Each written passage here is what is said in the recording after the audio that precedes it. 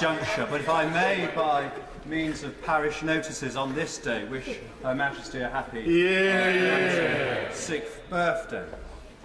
It's my intention, and still will be my intention were it to be moved, to vote against the government's amendment. I appreciate my right honourable friend, the Chief Whip's efforts to find a way through. He is somebody we are lucky to have in his role.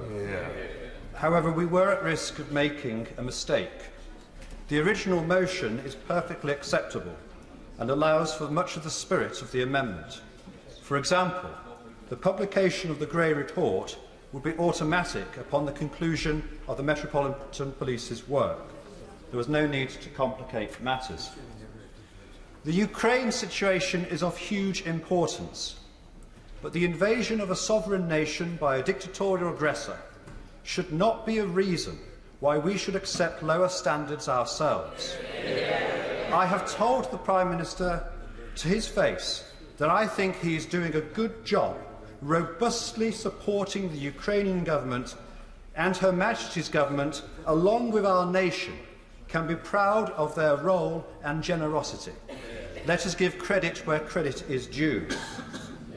However, much as though I may have tried, I cannot reconcile myself to the Prime Minister's continued leadership of our country and the Conservative Party. I say this by means of context, so that everyone, particularly my constituents and colleagues, can understand my position, without hiding my views with ever more elaborate disguises.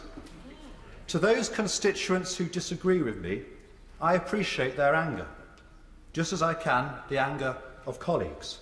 However, say what you mean and mean what you say. I submitted my letter of no confidence to our honourable friend, the member for Altrincham and Sale West, in December of last year. I did so for the following reason. It followed the leak of the Allegra Stratton mock press conference video. In that video, I believe she did nothing wrong. She nervously laughed and sought to make light of an embarrassing situation.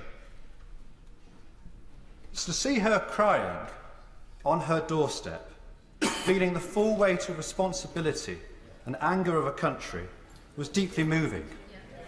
And I felt immensely sorry for her. And I say this, I hope that she is well and that she will be able to continue her distinguished career. But what alarmed me most was later that evening, a press preview of the winter COVID Plan B measures brought forward to try to move matters on. Now, we debated those measures at length, but we can agree, perhaps not on their extent or their importance, but they nonetheless sought to compel or restrict what people in this country could do. I therefore thought to myself, if a government was prepared to bring such measures forward earlier in order to distract from its own embarrassment, that the Prime Minister was no longer fit to govern. I care deeply about my colleagues. I know that a number are struggling at the moment. We have been working in a toxic atmosphere. The parliamentary party bears the scars of misjudgments of leadership. There can be few colleagues on this side of the House, I would contend, who are truly enjoying being members of Parliament at the moment. It is utterly depressing to be asked to defend the indefensible. Each time, part of us withers. Now, I have questioned my place in this party in recent months, and perhaps that's symptomatic of a swathe of our voters in the country. But I tell them firmly, I'm not going anywhere. And I urge them to stick with us at the forthcoming elections. But for us to maintain their trust and confidence, we must be seen to do the right thing. It is our responsibility. It is the Conservative Parliamentary Party's responsibility. We must stop delegating and delaying our political judgment. We each only have our own limited and imperfect integrity. We can't keep spending it on others who we cannot be sure will not let us down. Now, I have great empathy for all of those who worked at Number 10 and in the Cabinet Office. They bore an immense burden and worked in the most intense pressure. They worked hard and they made sacrifices. And I also extend that same empathy to my right honourable friend, the Prime Minister, who knows more than most the personal challenges and personal battles that came from the pandemic. But the matter before us is one at the heart of this institution, of our Parliament. I love this place, believing it to be a place of high ideals and purpose. What is said here matters.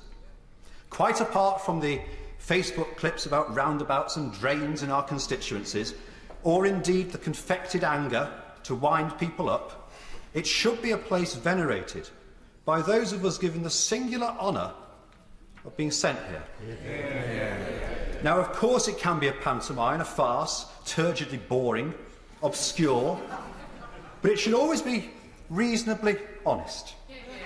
And it is for that, I hope not naive principle, that I cannot support the amendment and I will vote for the main motion.